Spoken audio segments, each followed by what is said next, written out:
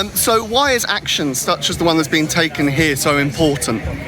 Because there's no other alternative. Clearly, as we go on from now on, and it's been growing for years and years and years, there's a wealth gap expanding, and it's come to this sort of wild west for me, capitalism, where if you're powerful enough, you can do as you wish, and there's no stopping it. No, they can just tear up contracts in your employment.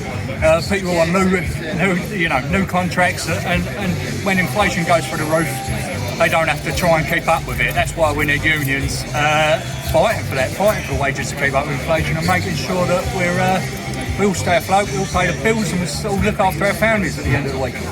Are you optimistic about the future of the labour movement? I mean, if you said the Labour Party, I might be a little bit of a different answer.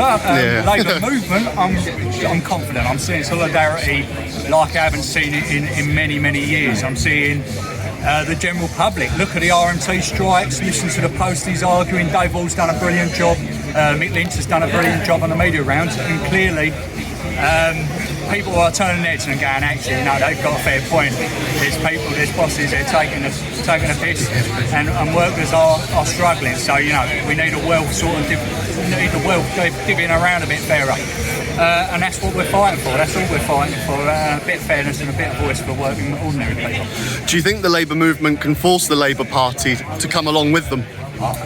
In one respect, that's our strategy, I guess, is go ahead. If Labour aren't going to do it, then the union movement will. We'll go ahead and we'll argue for what's just, what's right, and we'll set our policies.